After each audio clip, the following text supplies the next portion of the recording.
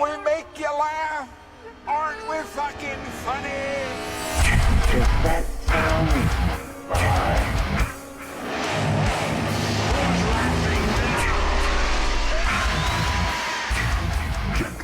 What's the boogeyman?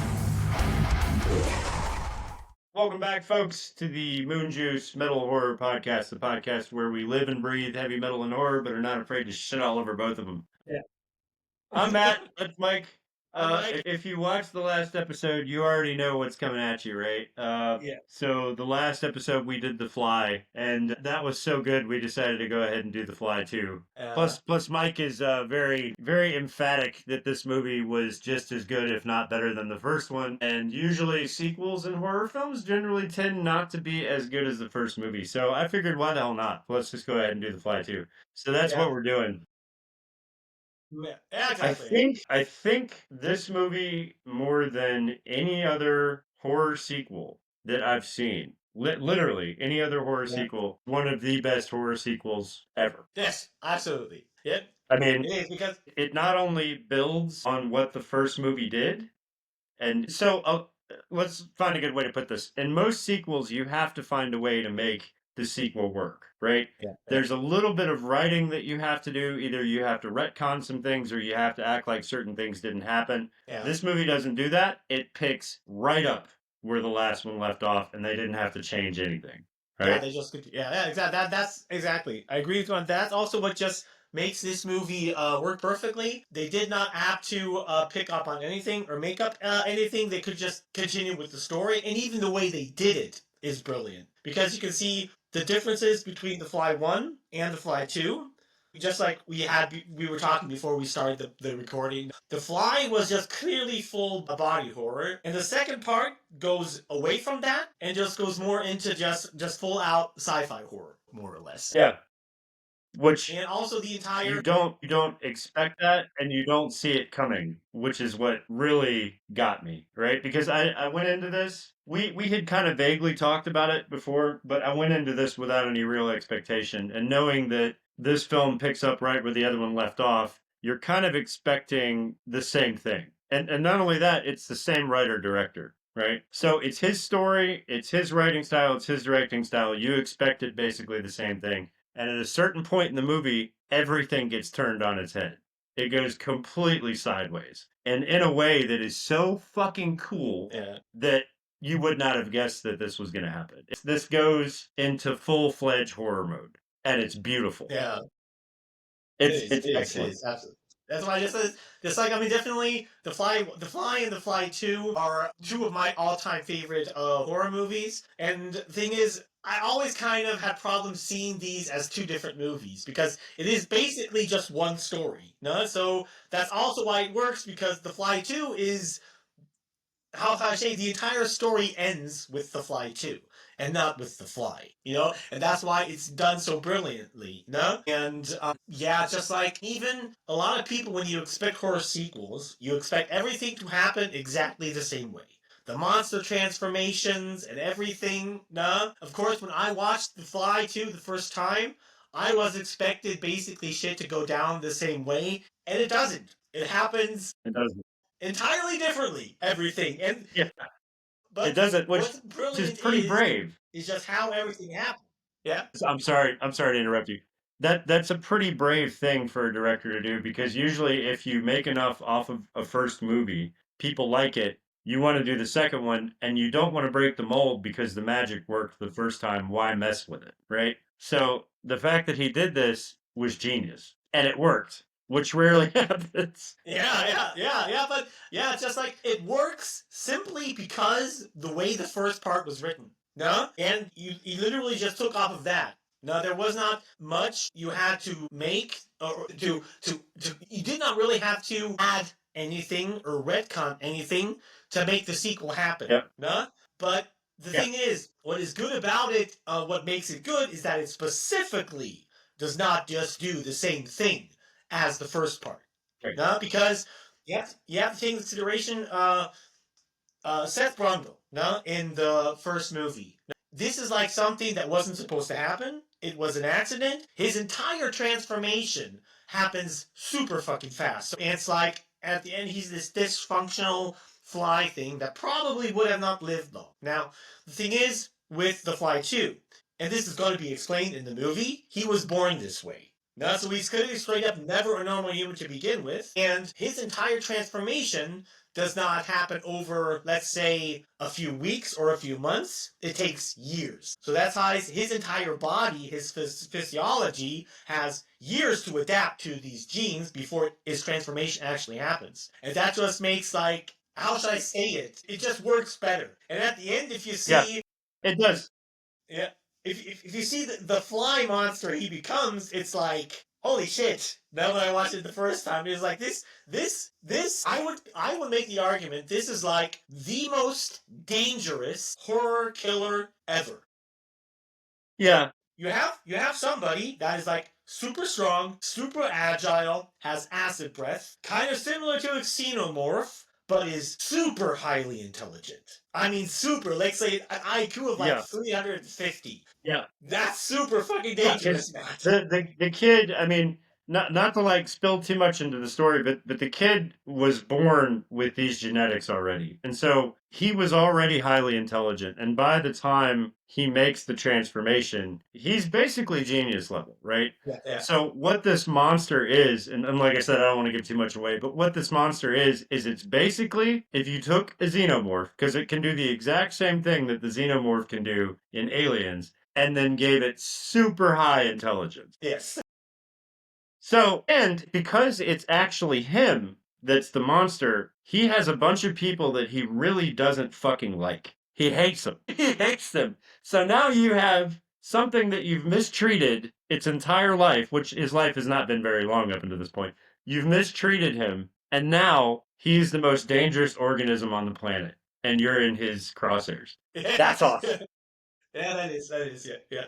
It is. Okay, so before we give too much away, you can go ahead and get into the movie, and we'll kind of go from there along. Yeah. Because I don't want to spoil it all, you know. Okay, I'm gonna say, then let's just get into the movie. Okay, well, the movie starts out with, you see, like, Bartok Industries. And this is like the corporation that financed Seth Brundle's technology and his experiments. What is brilliantly done, because they really just took the exact same name. This is also mentioned in the first part. However, okay, now... Mm-hmm. This literally happens literally only a few months after the first part. You have this helicopter bringing her to this corporation, and then they're in this kind of doctor labor room. And you have, like, Gina Davis's character, played by a different actress, that is now in labor. Which they did seamlessly, by the way. What? They did that seamlessly. No one, including me, noticed that it was not Gina Davis. Yes, exactly. Everybody... I mean, this actress looks so much like her, and you only see her for a brief second, and so you don't even think about it. I don't know why Gina Davis didn't come back for this film. That kind of struck me as funny, because the first film was probably like a scheduling conflict or something, but go ahead. There's something interesting that I'm going to bring in now before I continue. Do you know that actually Gina Davis had planned a third Fly movie? Really? Huh? It was actually supposed to be produced, but it never happened, and it also going to happen by Brooks Film, and it could have been interesting, because the original plan was Seth Brundle, the hooker he he also impregnated her. Yes. That was the idea. Okay. I mean, what? Okay, that would have been cool. To be honest, it's also like, okay, if they would have done that correctly, it could have been pretty fucking cool. But, however... Yeah, it could have. Yeah. However, okay, let's continue. However, now she's basically, they're in this labor room, and she's having the kid.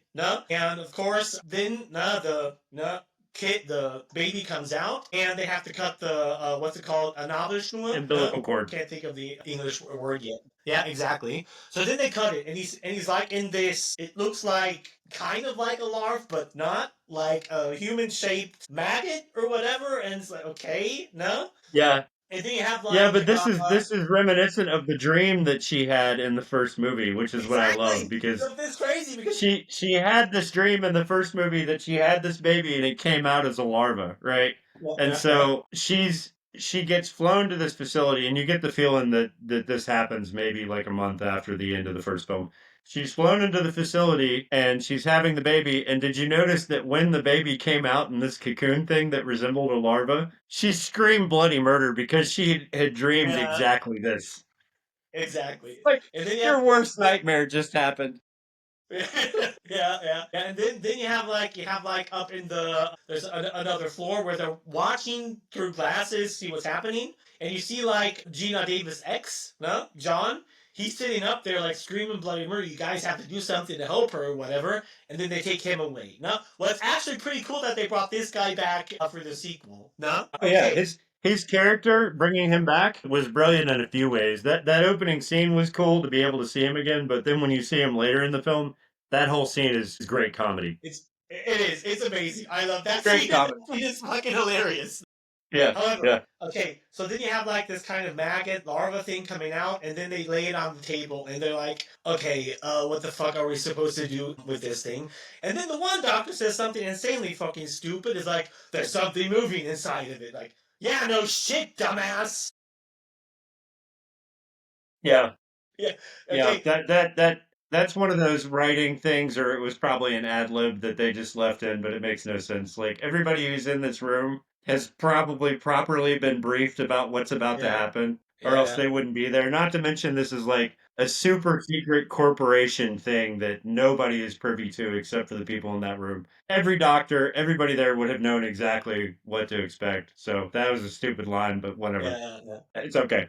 Yeah, okay. However, then you have like pus coming out of the thing or whatever, and they see like something moving inside of it. And then the doctors, try to open it up carefully because they don't want to hurt whatever's inside of it because they don't know at this point what it's going to be. And then they open it up, hold it up, and then you see just a normal human baby crying. No?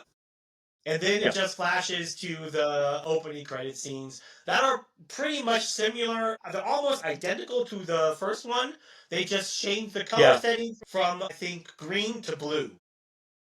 Yeah. Well, Yeah. I think it's actually brilliantly that they've done this. So just straight up from the beginning sets up the exact same vibe as the first one. No?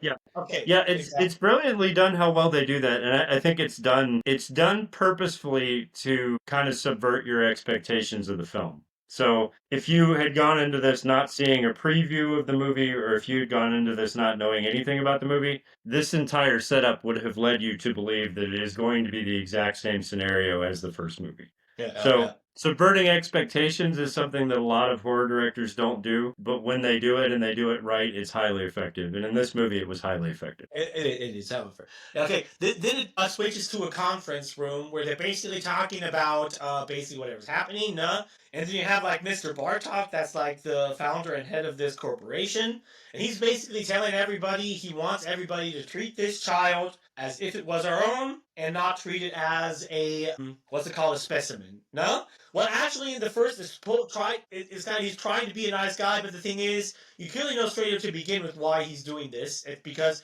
he wants to emotionally manipulate this child, no? So to blindly trust him. No, that's what came across to me. And then he just basically establishes the hierarchy. Yeah. No, No, that's like, exactly what yeah, he established the hierarchy. No? Okay, then it flashes back to another scene that's quite some time later, about 11 months. No? And Mr. Bartok is talking to this doctor, scientist, or whatever. And she's basically explaining now what's happening to him because she shows like this is like not even a year after the kid was born, and he's already the size of a 4-year-old. No? And he's not even a year Right. old at this point. Yeah. Then she basically explains what is actually within his genome. She says at the moment he has 2 entirely different genome structures. The human ones are the ones that are now mostly active, and the other ones are just dormant, not doing anything. No? And he basically explains that to them. Then Bartok has a few questions, and she explains it, and she says, like, he is super highly intelligent. Not only that he reads information, he more or less just basically consumes it. No? And Yeah. from a specimen level, he's highly fascinating, but he's really testing their patience. And then you see in the room, where you have like this little 4-year-old kid, this full-grown man having off his tie and pulling him around the room, where it's like, Yeah. I mean, this is like, okay, these scientists are people that can't handle children. No? Because Of course. I mean, he's basically just a fucking kid at this point, you know? However, then Mr. Bartok decides that, I want to go speak with him, no? And he basically goes into the room, and Martin Brundle, that's the name of Seth Brundle's kid, comes walking up to him, and she says, hey, you know who I am? And you have like this 4-year-old kid looking at this vocal guy, says, yeah, you're one of those people that live beyond the mirror. So it's like, that clearly shows how fucking super intelligent this kid is, no? Okay, then you have like this kind of scene where Mr. Bartok, bonds with his kid, does a few magic tricks or whatever, stuff that would usually kind of impress a young kid at this age. And then Mr. Bartok also tells the kid, I want you to see me as your father.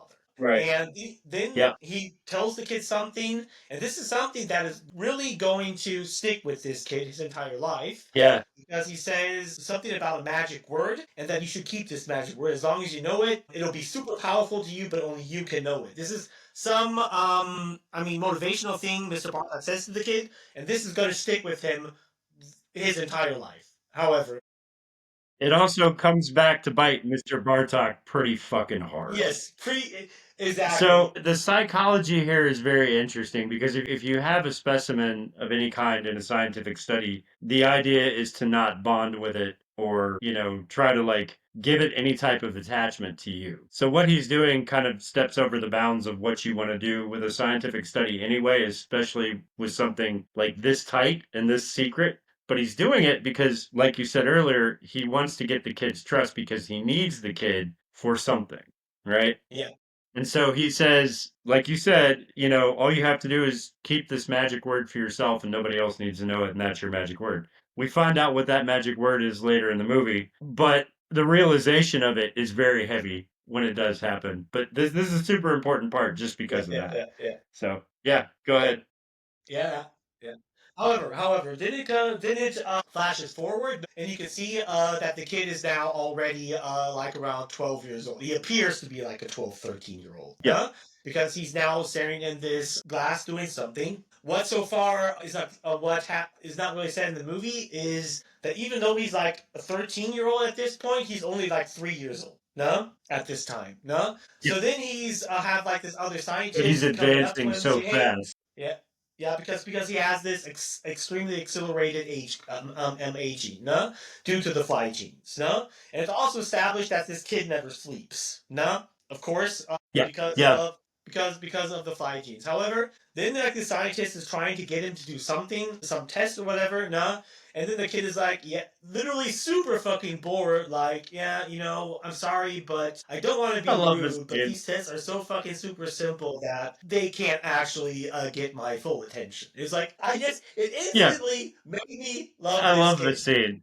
Yeah, it's amazing. Yeah, he's way too intelligent for any of the tests that they could possibly give him, and it's kind of like the only thing I can relate this to, like I relate to this character, and you probably do too, because when you have extreme ADHD and you're a child, sometimes the things that adults want you to do, whether it's in school or it's at home, can't hold your attention because you're just not interested in it. Like you're above all that in your mind. Your mind is somewhere else. You're thinking about crazier things. So a test is just annoying. And at least this kid has the verbal ability to say it. He's like, like you said, I don't want to be rude, but these tests are so simple that they can't hold my attention. And he doesn't look away from what he's doing while he's saying it.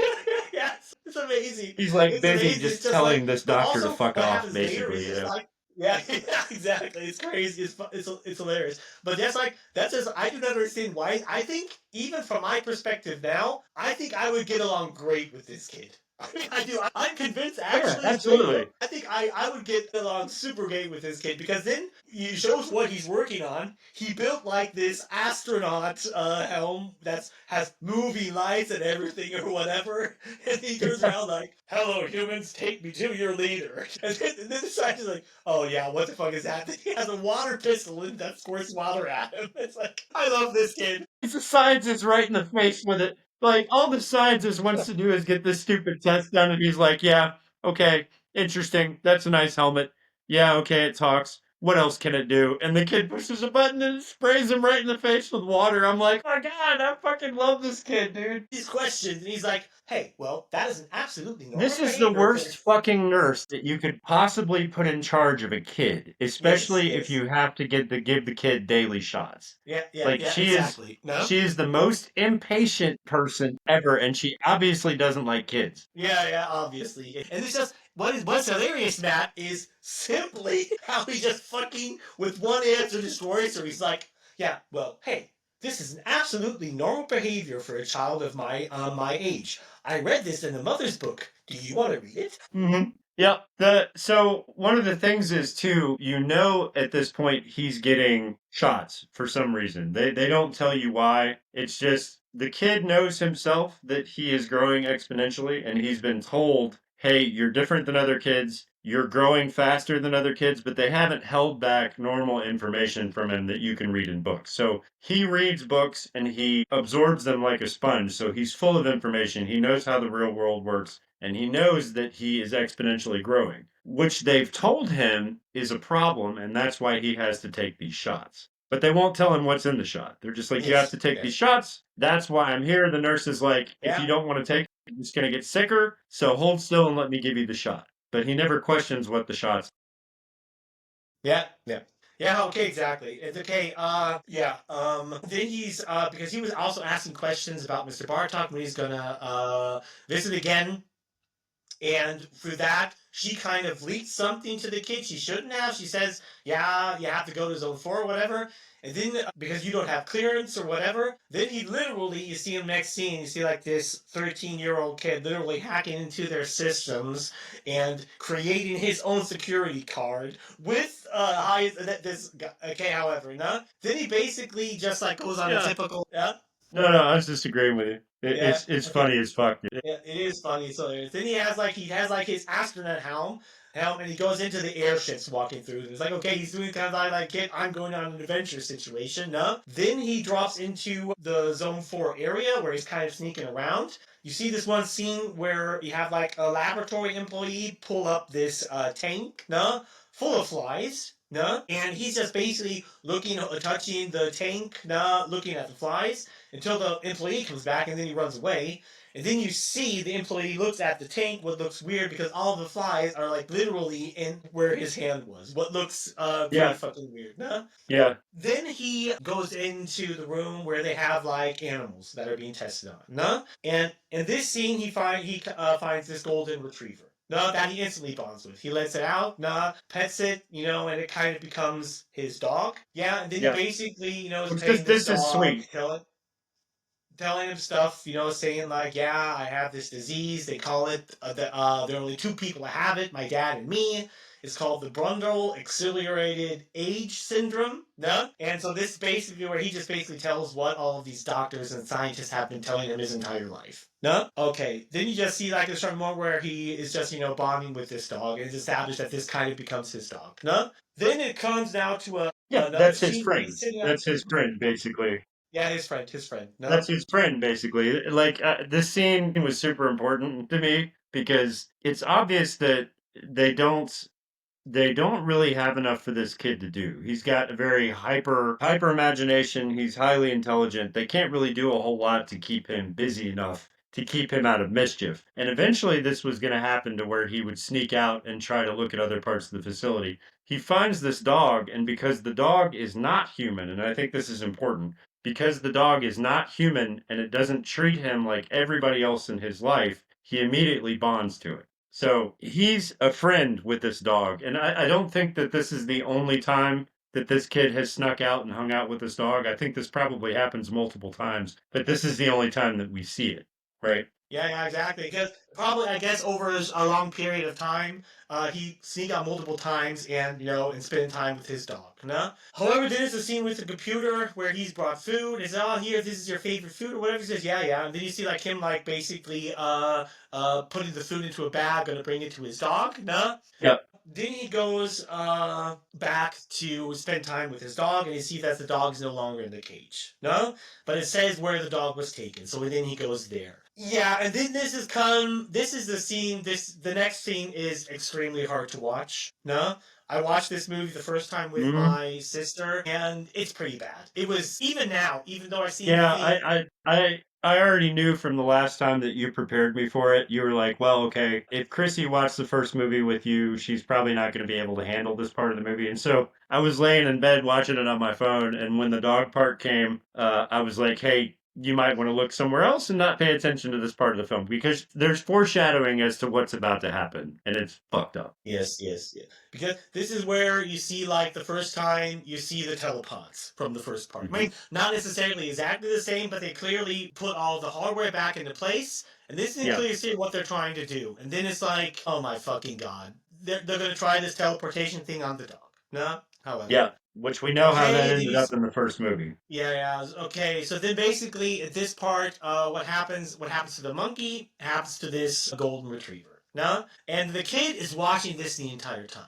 No? Basically, the dog is teleported into the other box, but totally misformed. Not like totally turned inside out like the monkey, because clearly at this point these scientists have been trying to get it to work. No? So they kind of managed to get it to not turn the dog inside out, but it's totally fucking misformed in pain or whatever. No? In Highly, this case, highly deformed. Yeah, highly deformed. highly deformed. No? And then you see like this kid watching this happen to this dog, and this is like, of course, this is probably the most traumatizing thing that happens to him. No? Then the kid runs up to Mr. Bartok, and Mr. Bartok is kind of like trying to calm him down or whatever. No? That is pretty much the scene. Then it comes back to a cake, a birthday party, 5 years that they're celebrating Martin's fifth birthday. And you see him standing there. That's like a normal 20-year-old guy. Yeah. So yeah. Yeah, yeah. He's aged exponentially. This scene, like you said, is only 5 years after the scene that we just saw with the dog. 5 years ahead, he looks like he's 22 to 23 years old. Yeah, Absolutely. it's only 2 years, Matt. Oh, two Because years, not five. Okay, 2 years. at that time he was 3 years old. At this time he's 5 years old. So it's basically 2 years after. Okay. Okay. So yeah, Okay. yeah. So however, then the thing comes out. They're talking or whatever. Martin is talking to Mr. Bungle, and what, that was fucking stupid. Martin is talking to Bartok. Martin is Brundle's fucking stupid. Whatever. Yeah. However, yeah, Okay. they have like this discussion, no? And Bartok just asks Martin, "Hey, do you know what do you want for your birthday?" He says, "Yeah, I think you kind of know that." He says, "Yeah, privacy." Then Mr. Bartok and Martin go walking around the facility, and he's like the first time where he's freely can go anywhere he wants. No? Then Mr. Bartok shows here to Martin, this is your new apartment or whatever. No? And he's totally fucking happy about it. No? And then Martin is like, yeah, I don't know how I can thank you. And then Mr. Bartok is, yeah, I can think of one thing. Now, I would like you to actually take a position in this company. No? And this is clearly where you see where Mr. Bartok just wants him to get done what his father, what basically all of his employees couldn't do. No? So then he takes him into the telepods. No? And then he's talking, then he basically shows the teleportation. He says, like, yeah, so much million of money and so much work put into it, and the biggest invention of humanity, we can't get it to fucking work. And the only thing we have is the most expensive applesauce maker in the world. No? So then they basically want to have, yeah, Bartok, because then they're trying to teleport an apple at this point, and he shows him basically that the apple comes out as just like applesauce or whatever, or something Yeah. similar from Yeah. consistence. This is kind of what this is Exactly. kind of what the film's been leading up to until this point anyway, because what he wanted the kid to trust him, he wanted him to call him dad, and the whole purpose of this entire thing was to get him to continue his father's work because they know Exactly. he's highly intelligent, one, because of the the issue that he has, right? But he's also his father's son, so he's also got his normal intelligence that was higher than normal. Yeah. So he clearly thinks that he can figure out these telepods. And so that's why he's got him in there now, and that's why he gave him his exactly. freedom to everything, is just to make him trust him enough to make them a shit ton of money if this works. Exactly. However, then Mr. Bartok is talking to him, and then Martin is walking around like, I don't like those things. I don't have anything to do with this shit. No? And then it's like, and then Mr. Bartok, oh, it's because of the dog. Are you still holding that against me? And it's just like, this is what clearly shows that this guy is just absolutely fucking evil because, Yeah, I mean, you guys killed his dog in front of him. No? At this point. No? And it's like, I mean, if it was my dad that would have done that to our family dog, I would never talk to my dad again. But so this is like, I mean, for Mr. Bartok, I mean, you can clearly be happy that he's even still talking to you. But Yeah. but other discussion. However, then Mr. Bartok walks up to him and says, "Well, you can be happy that just know that we tried everything for your dog, and he didn't have to suffer alone." No? And then he walks down, picks up a few tapes, and says, "Well, before you make any decision, listen to your father." No? Because he told him that his father done recordings. And this is actually a brilliant scene that ties it into the first one. Because now you have like Martin Brundle sitting down watching all of the videotapes, no? His father did in the first part. Was actually cool. Right. Because this is where you actually see Jeff Goldblum sitting talking into the camera. All the shit he was doing with Gina Davis was actually fucking cool. That ties into everything. Then, okay. Did you notice that in the video with Jeff Goldblum, he's actually wearing a shirt? Yes. I noticed that, yeah. It's like, wait a minute, something's not right. Jeff Goldblum is wearing a shirt. This cannot be correct. But I will say, just kind of like you said, the fact that we're getting to see the videotapes that were made before that we didn't actually get to see any of, he's getting to watch for the first time. So what that means is that he got to watch everything, including what happened to the other animals as well. Because you know that's on there. Yes, yeah, that's on there. Exactly. So that makes him probably a little bit more upset. And I think, even though they don't say it in the movie, that's what causes him to do what he does next. Yes, yeah. So yeah, because then you can see like just how he does multiple things different than his father. No, because what they haven't, because now this is where he figures out how it works. No, because he teleports a telephone. No, from one booth to the another, and then he figures out, oh wow, cool. He's figured out how it works now. No, and then he calls him and says, I need something organic. No, and this is clearly where you see that he's probably changed the entire experiment, because before they had all of these animals they could test on. And I guarantee you, because he really likes animals, he pretty much got rid of all of that. So he has no organic material. Yeah. What actually, I mean, yeah, it makes perfect sense. Character. Yeah. And yeah.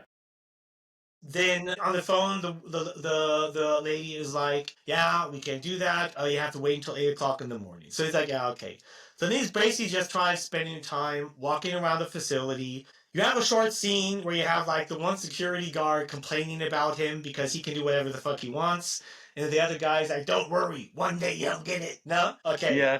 I hate this security guard, dude. This guy is one of my least favorite people. Yeah, he's a fucking asshole. Fucking dick. He's a fucking, yeah, true. You're right about that. However, he's walking around this facility and then he sees like a fly landing on something or whatever, no? And then he instantly catches it. It's a fly on a fishing rod. Somebody's basically just doing imaginary fishing, no? Then he looks over and he sees this girl, no? And she's like, oh, nice catch. And she winds up the fish rod back to her and they get into a discussion, no? And then you have like her just pouring out her entire frustration on him, no? And he's sitting there like, yeah, okay, basically listening to her, no? Then he sees all of a sudden this plant. He picks up this plant and is looking at this plant, barely even recognizing what she's saying, no? And then she's because like, his whole goal is to go find something organic to put in this pod. Like that's why he's there. It's too early in kind of his life cycle and our understanding of him to know if he's even interested in women yet, which is why I thought this part was interesting. His physical body has evolved to be a 21-year-old, 22-year-old guy. So the question would then be, he's obviously hit puberty. Does he like women? So when he sees this woman and starts talking to her, huh? No, he's not. He's all the way out of puberty. He's a full grown. He's from his body and his mind already a 23-year-old. So he's been through all that. Yeah. That's why it's funny, because as he's talking to her, you think, oh, he maybe likes her or whatever. No, the whole time he's interested in getting this fucking plant out of her office so that he can take it to the pods and use it because it's organic material. I just thought that was funny because he's not showing her the slightest bit of interest whatsoever. And she's a good-looking girl, too. Exactly. She's a good-looking woman. Yeah, okay, then they have a discussion. He's like, oh, yeah. What are you working on? The most important invention in human history. And she's like, okay. Then he says, "Can I use this plant?" He's like, "Okay, what do you want it for?" He's like, "Yeah, do you want to come to my laboratory and watch me do the thing with it?" And then she's like, she rolls her eyes and she's like, "Oh yeah, now he's hitting on me." And then he's just sitting there like, "What? You Yeah, don't of believe course. me?" And he's like full honest about this thing, you know. And then she realizes Yeah. she realizes he's not actually hitting on her. He's honest about this shit. So then, of course, he comes up walking, and she's basically running back behind him, like, "Oh yeah, what?" and blah blah blah. No, then I can't. Oh, I can go in here. I don't have security clearance. Then he puts his ticket on the laptop. Oh yeah, now you have. Yeah, yeah.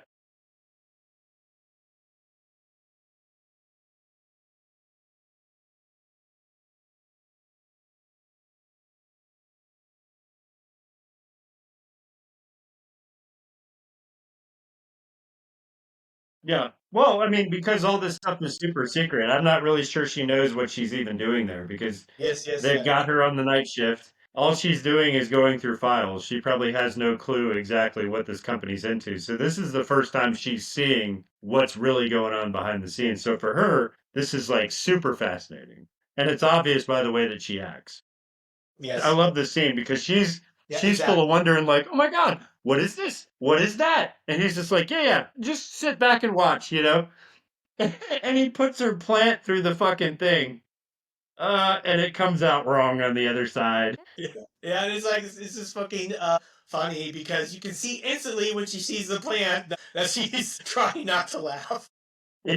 You can clearly She's see it in like, her face super that most her first. important invention in the history of mankind, huh? Yeah, exactly. No? And she's like, "Oh, this shouldn't have happened," and she's literally standing there trying not to laugh because she doesn't want to embarrass him. And then she just hits something on the computer and is like, "Yeah, maybe you should beta test the program," and then walks out. Yeah. Then he runs Yeah. after her and basically says, "Yeah, would she like to come back and visit sometime?" And he's just like, "Here, the thing is, I have no friends here, and I would just like to have somebody to be around that to have a friend, no?" And he would really like if they could just be friends, no? And the judge says, "Yeah, okay, why not?" Didn't they agree at what time she comes to visit him or whatever? No? Okay, then you have like a kind of montage of him and her spending time together. No? You can send like them bonding, whatever. And at this point, they're dancing, doing different things or whatever. And it's clearly established at this point that this is no longer just a friendship. No? Yeah. Right. And Yeah. that's what's established. Well, actually, that what I say, this is what they do in this part better than in the first part because you can actually see them actually starting to form a relationship. No, instead of like in the first part, it was they Yeah. very fast just started to bang. No, and so yeah. So how's I mean, Well, of course, it's interesting too because this part also lends to the whole subversion of expectation because what you're watching here is the exact same thing that happened between his father and his mom. He showed up in the first movie, showed up and was like, "Hey, I've got the most brilliant invention in the entire world. You should come to my house to see it." And she was like, I don't know. But then eventually she goes to his house and she checks it out and they form a relationship. The exact same thing is happening here between this girl and him, except as you said, you're actually getting to see a better montage of their relationship. And it seems to be a little bit more caring and a little bit like there's more stakes on the line if something were to happen to one of them. yes, So the exactly. character development aspect of this movie is almost a slow burn in comparison to the first film. But the slow burn in this film helps because you genuinely care about the characters, which I think is great. Like Exactly. there's stakes in the Yeah. game now. Cool, very well done. Yeah, that's cool. It's very well done. However, then after this montage, she basically asks him, "Now here, I have a friend up at the other department. They're having a party. Would you like to come?" And he's like, "Are people going to be there?" She's like, "Yeah, that's usually how it is as a party." Yeah, yeah, And then the door basically has a timer, so it shuts on her face. And she says, "Are you coming?" He says, "Yeah, I'm gonna come yeah, with." yeah, yeah, And then he yeah. turns around and he has like the security guard. Yeah. Then he has the security guard behind him. He's like, "Hey, Marty, you found a girlfriend?" And he basically you can see that he hates him too. He says, "No." He wants to keep on walking. They hold his shoulder on him. "Oh, that's a shame. She has a nice ass." No? And you can see her look at his face. He just wants to punch him in the face. No? Then he This just guy is such an asshole, and anything that he absolutely says yeah. brought on his death towards the end of the movie because the guy is a Exactly. fucking Everything. scumbag. Exactly. He just puts his hand off his shoulder, keeps on walking. You can see him shaking off his arms. You know, basically how Yeah, much he fucking hates this get guy. your fucking Yeah. arm off me. Yeah, Yeah. Okay, then of course now they're at this party, no? And he's with this girl at the party, and she's talking to this friend she was there. She says, "Oh, that's your genius. Oh, he's actually pretty cute." And she's like, "Yeah, but he's so shy and blah blah blah." And this thing going on, no? And he's basically this is like also my life story. So he's sitting there just like actually bored with everything going on. He's here because he likes this one girl, no? But other than that, he's Yeah. sitting there like, when can I go home and do something that's actually interesting? Yeah. He looks exactly like his dad did at the party at the beginning of the first movie. Yeah, exactly. He does. He's incredibly socially awkward, does not understand the pretense of a party, does not understand that people need to mingle. He's highly uncomfortable in this situation. That is exactly how Seth Brundle acted in the first movie. So he is his dad's son. Yeah, exactly. Yeah. However, then there's this group of people that walk by and they're clearly talking about something going on, some specimen that has been alive now for 2 years, and blah blah blah. Okay, and this comes another scene that's pretty bad because he walks over to this room where he sees it, and then he sees his mutated dog. That they actually let the dog live. And that he's like in this super dirty pen or whatever, and they're basically putting this bowl of whatever slop it is to, and you see like this poor dog that could barely fucking move. Huh? That could barely fucking move, and he's basically looking at it. He knows that's his dog, and this is a gut-wrenching scene for me, man, because if you want to, there's certain type of people that you can appeal to in a horror film to kind of tug at their heartstrings, right? So we were led to believe that this dog basically was dead. You would assume that they would have killed the dog after it didn't work when they put it through the telepods. But what you're seeing now is that 2 years later, they've let this thing suffer in the state that it's in this dirty, nasty pen where there's nobody coming to check on it, there's no one loving on it, there's no one talking to it, and they're feeding it garbage, and it is suffering. Like they don't even have the common decency to kill this poor thing. You know what I mean? And it's fucking gut wrenching. So at this point in the film, I didn't know that this was coming because I had not seen this film before. And so when this part happened, I was like, well, you know what? I might have been on the fence about this company before, but now fucking burn this place to the fucking ground. Burn it to the fucking ground. So everything that happens after this point in the movie to me is like me being at my favorite fucking sports game. Every time they make a goal, every time he kills someone, I'm like, fuck yeah, kill that motherfucker. Yeah, you know? Like, because I love this dog. This dog was a sweet little dog, and they ruined his life, and they left him downstairs in this cave with nobody taking care of him. Fuck you all. You should all die. Every last one of you. Yeah, exactly. And then, then he freaks out, of course, obviously, and is running out, is totally fucking pissed off.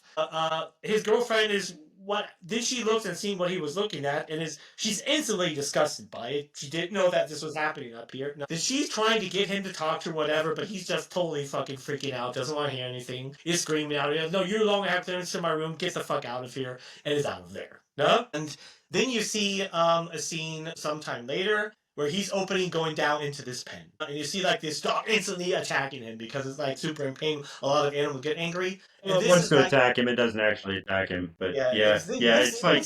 This is the scene that actually made me cry because you can clearly see that the dog instantly recognizes him. And you can actually see this deformed dog that's in super pain and that has nobody's caring for him the last 2 years of his life. And you can see him instantly also start wagging his tail or what's left of it. No? Then you see like this dog is finally happy to see like his best friend coming back to see him. Then he starts then you see him petting the dog, and then you can see like this dog whining or whatever, like the first time for whatever that this dog is. Yeah. And if you have a dog and you know how dogs act, this is gut wrenching. Yes. It's gut wrenching. It's gut wrenching. Because these howls that this dog is making and the sounds that it makes. Fuck. Yeah, and this is like I've seen this movie so many times, and even I rewatched it this morning to have it fresh in my head, and even now, after seeing this movie at least 1,000 times, this scene every time makes me cry. No? Yeah. Because you can see this deformed dog looking at him. You can even see on his face how happy it is to see him. Yeah. And like him petting him, this dog just happy at this moment. Now that his dad is back. No? And then he pulls out this poison, and you can see what he's going to do at this point. And it's like, yeah, no, he's going to put the dog out of its misery. No? And then he basically just puts the poison on the dog's face, and it falls asleep, and then is dead. No? Yeah, well, I mean, at least the dog, this scene specifically made me cry, because at least he put the dog out of its misery, no? And the dog was happy when it died. Yeah. This is the scene that when I saw it last night, I was thinking, maybe I should tell Mike to change the title of the thumbnail to "All Animal Abusers Must Die Horribly." I can do that, yeah. Yeah, you should probably do that.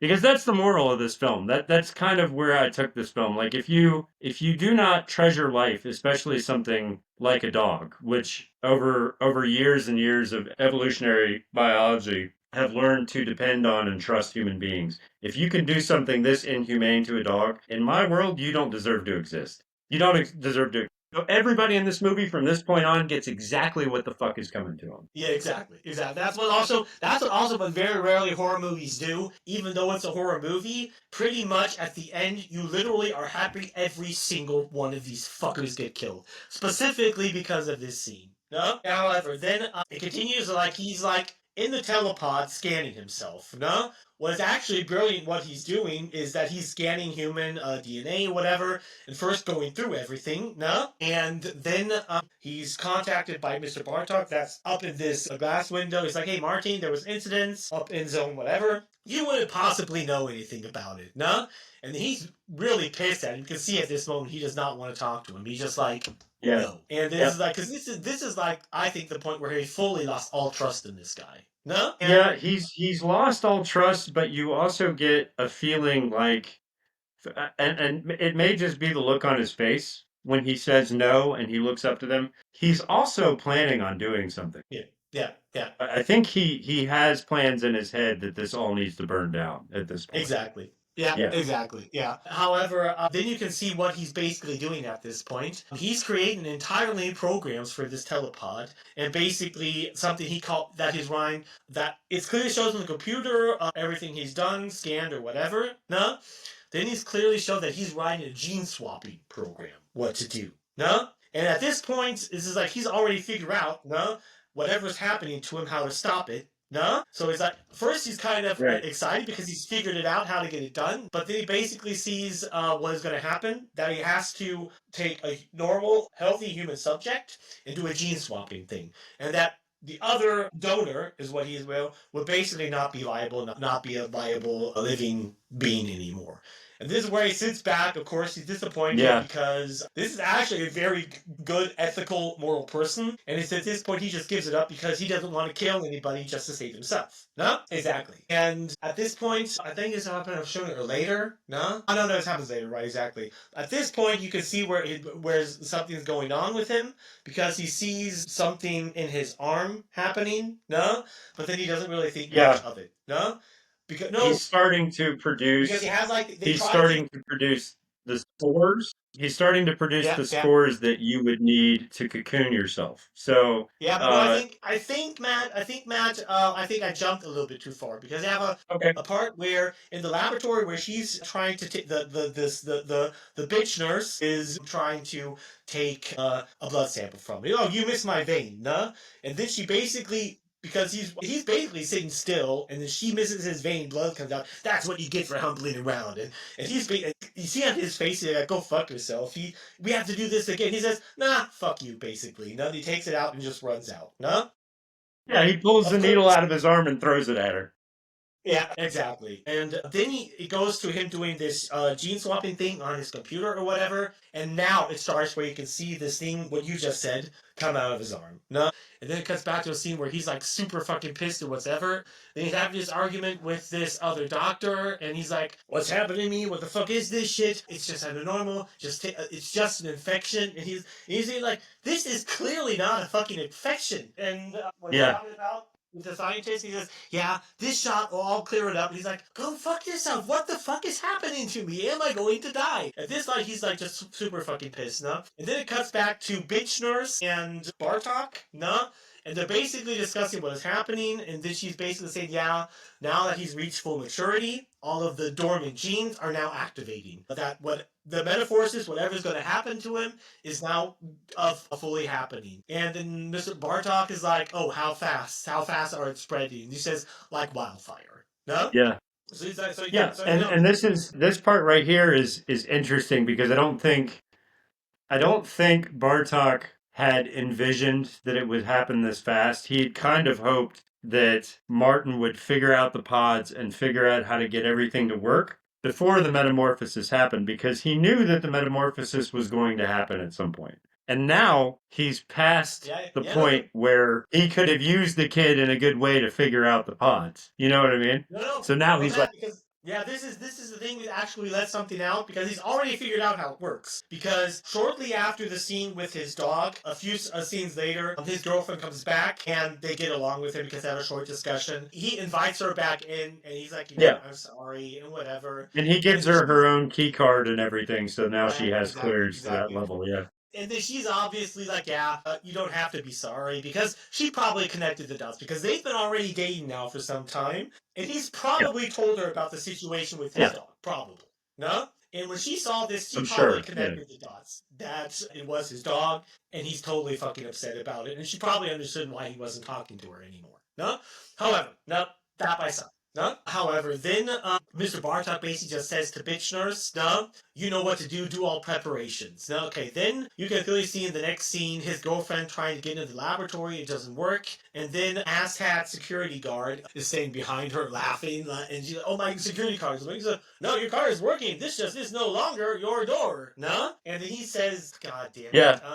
And then he says, your transfer for the day shift has gone through. And she's like, but this is on the other side of the city. And he's like, oh, yeah, well, we already put your things there. These are only for your eyes only. It's in the hands or tape. It's like, I mean, I always hate basically, yeah. Basically, they've removed her from the situation because she's too close to it. But this security guard, I know we've said multiple times that this guy's a dick, but he loves to rub everything painful into the wound. Like if there's something that he can do to make you feel like shit by saying it, he's gonna do it. And what he does with her is he says, yes, you're no longer needed on the night shift. Your transfer for the day shift came through. Yes, it is across town. Have fun. And she's like, why did this happen? What do you mean you're moving me across town?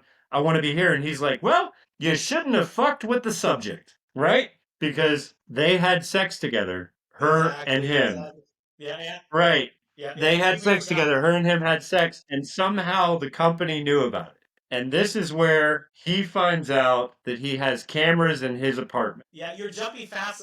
I'm sorry. I love that. I love that whole story. I know. He just basically hands the tapes to her, no? And then you clearly see Martin trying to contact her. It doesn't work because they don't let any out calls or whatever, no? And she's at home, totally fucking upset about everything, obviously, no? And then you can see him, like, fucking around with the phone. And this is, like, clearly where you see how they totally underestimated him. Because this is, like, the most intelligent person that has ever existed on the planet.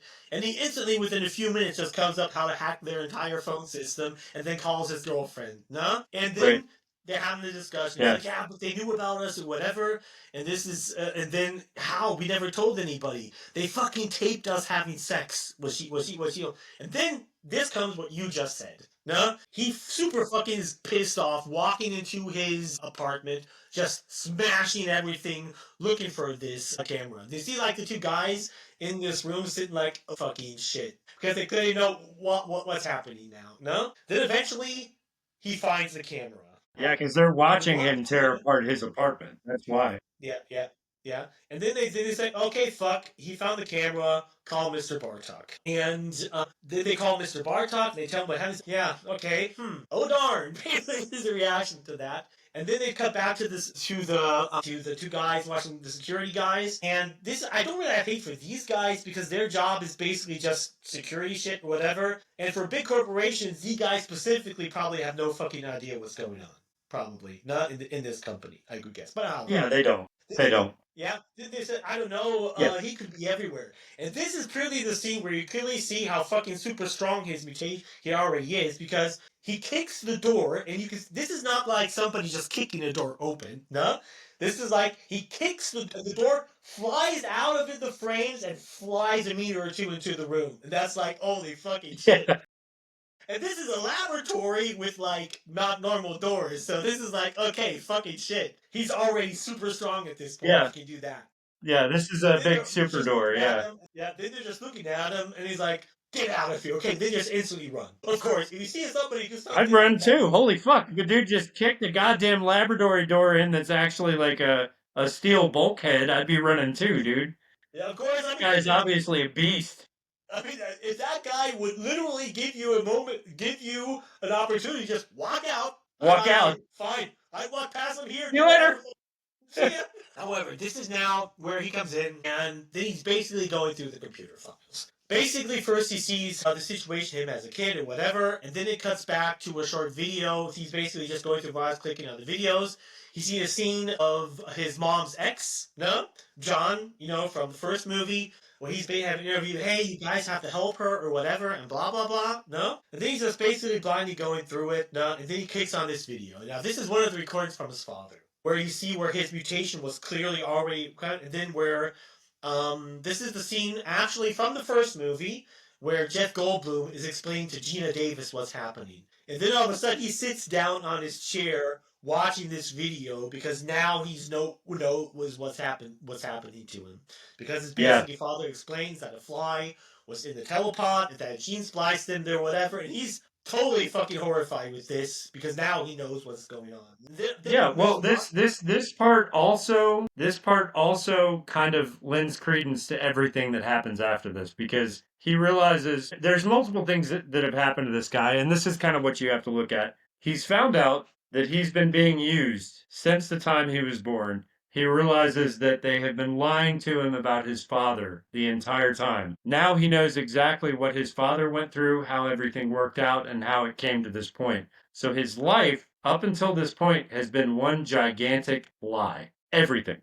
Yeah. And now he's transforming. So he's scared to death as well. Yeah.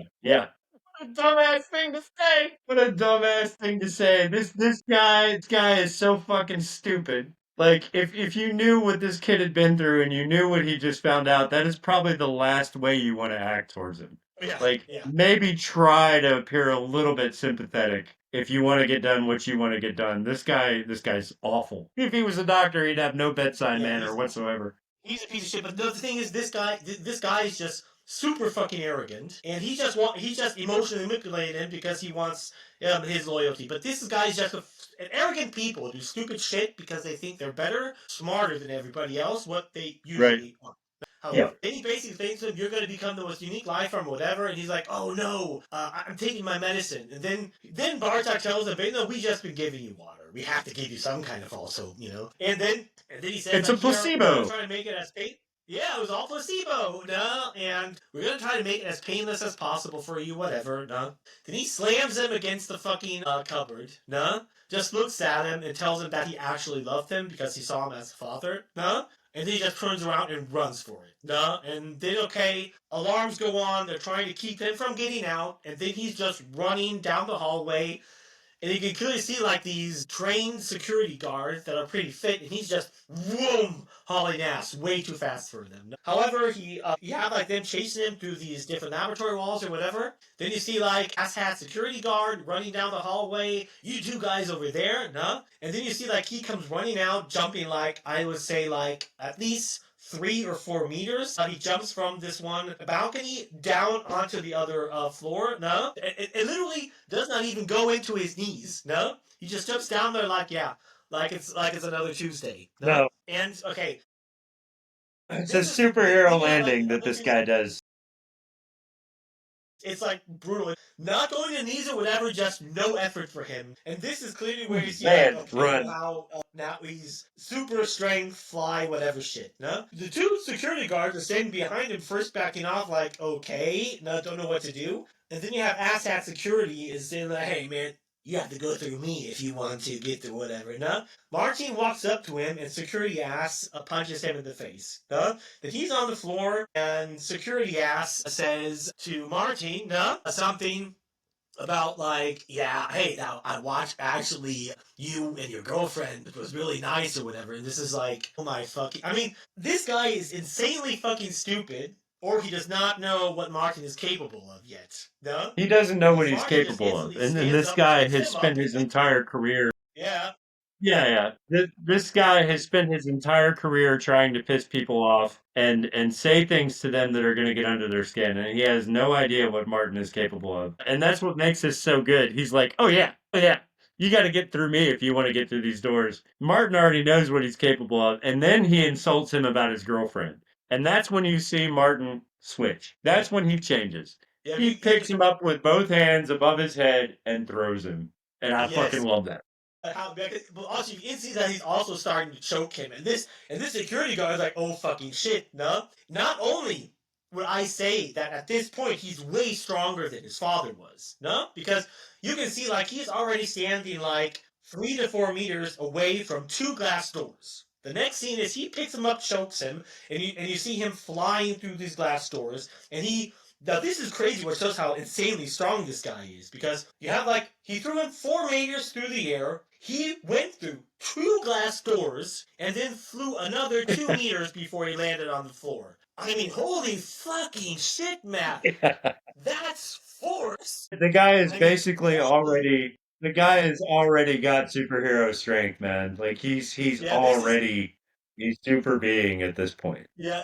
This is, oh god, this strength is super fucking insane. However, no, the thing that the security guard Elena, I mean, he survives. Luckily that he survived it. No, then you see Martin running through and just like pulling superhero shit off, jumping jumping off from grass and whatever, basically escaping. No, then it cuts back to Mr. Bartek and the security guard. Oh, how could this have happened? And then he's like, oh yeah, I don't know, I have no idea, because he doesn't want anybody to know that he just got beat up by a. From his point of view, Right. But you can see he's bruised everywhere, has cut wounds everywhere, whatever. And you can see like somebody else walking by him laughing. No, and he's like super embarrassed by it, because from his point of view, he literally got fucked up by a kid. No, of course. Love to see this guy be humiliated. Yeah, this whole scene is fantastic. I love it. But I love it when the protagonist in a film that's been beat down his entire life, mistreated, had things that he cares about destroyed, comes into his own and is able to just destroy everything. And at this point, even if he had not transformed into this thing that we're going to see him transformed into, he could have at this point burned the whole place to the ground if he wanted to. Yeah, could have. But he didn't. Absolutely. Yeah. Not yet. Then you see him clearly. Now you know where he's gonna go. No, he's gonna go to his girlfriend. No, I mean, I had discussion with my friends or whatever. Like, how the hell does he know where she lives? How did he find that out? So I mean, I seen a lot of people make that stupid argument in this movie. I mean, like, how stupid are you? He's been dating this girl for quite some time now. She's probably told him her fucking address. Yeah, that's the thing with horror movies or just movies in general. There's a lot of things that you don't see, and just because you didn't see it doesn't mean that it didn't happen. And this is kind of one of those things where you can put 2 and 2 together and say, okay, he probably knows where she lives because she's probably told him. Yeah, that's what kind of actually aggravates me about modern storytelling. What a lot of shit people complain about. This is like, I never questioned this when I saw it the first time, but I've had discussions about specifically this scene with multiple people that don't actually watch horror movies or whatever, where I'm like, I mean, sorry, but these people have been dating for multiple weeks, maybe even months at this point. She probably clearly told him her address. Yeah, of course. But whatever. Yeah. However, then she wakes up and you see him like jumping like, I don't know how far it is from, because she lives in kind of like a boathouse, and he jumps like super far from this one shed to her house, gets in. She knows, she wakes up because she sees, oh, somebody's in her house, picks up some staff and wants to hit the butler with it, nah?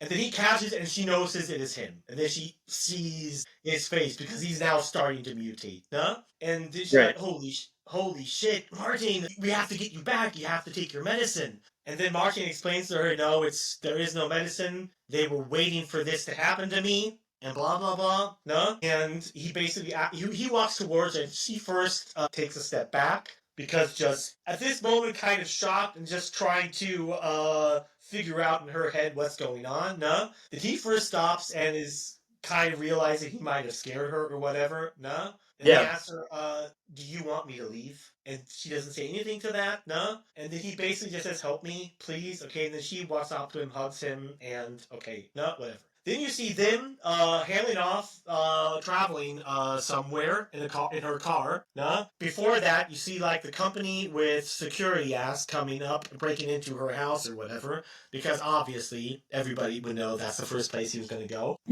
Of course. Then security ass talks to Bartok and is like, oh yeah, we'll find him. It's just a matter of time. And then Bartok is like, well, that's the one thing we don't have at this point, no? Yeah, right.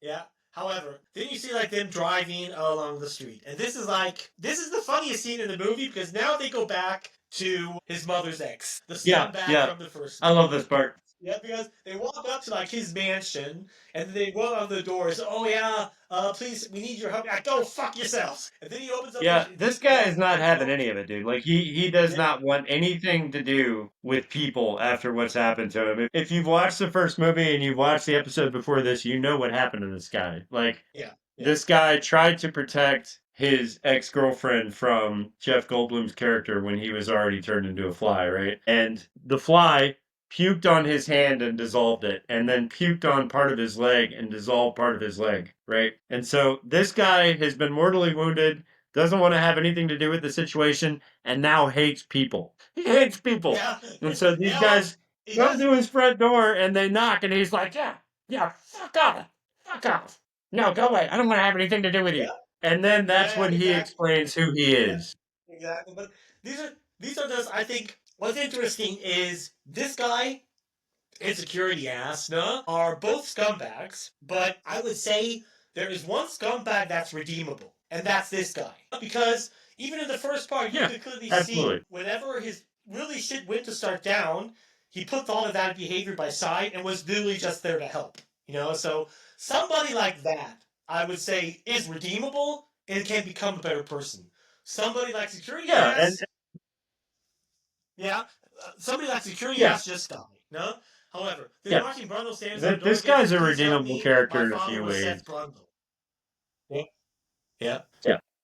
He's redeemable in a few ways. One he kind of realizes, I don't know if he realizes what an asshole he was in the first film, but he kind of has come around. He's kept away from people all this time, but he's also come around to not liking companies or people that do things like the way this company's doing things.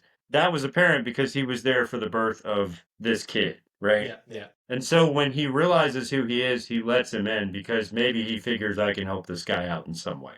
So he lets him into their house, into his house. No. They go in there and start talking to him. Not really, because you have like Mark slams on the door, says Seth Brundle was my father. No, he opens up the door and says, "Oh, lacking family resemblance." He looks fucked up just like he did. Yeah, totally fucked up. And he's like, and he says, "Oh, you're pretty big for a 5-year-old." And he's like, "Yeah, I have some chromatic failure and I'm aging faster." And he's just like, "Yeah, no shit." And he just slams the door back in his face. Now, then Martin opens up the door and he's just like, "Oh, well, maybe I should let you in." So I guess I should invite you in. Yeah. Then they come in and have the discussion with John and whatever. You can see that he's just fucking hammered. He's basically just sitting on his mansion. He has enough money that he doesn't have to work anymore, and he's just getting hammered all day long. No? And Marty wants to sit down. Don't sit down there. No? And whatever. No? Then because you get the feeling that the corporation has actually paid him off to keep quiet. Is kind of what I'm getting out of this, because before he was the main editor for a newspaper, and now he's living in this house disabled, and he's obviously got a lot of money. So I think what happened was the company paid him off to stay quiet about the whole escapade. Probably. And that's what he's doing. Yeah. But he's just an old disabled drunk now. Yeah, exactly. Yeah. Oh, yeah. However, then Martin and his girlfriend sit down, try to have a discussion with him or whatever, blah, blah, blah. And Martin says, "Yeah, I saw videotapings of you about my father, and my father was looking for a cure or whatever, no? And, like John basically telling him what happened. He's like, yeah, Seth Bundle. No, I mean, the fucking asshole took my girl, basically killed her. He said about your cure. No? He took your mother, screaming and hitting at him or whatever. No? Pulling him into this telepod.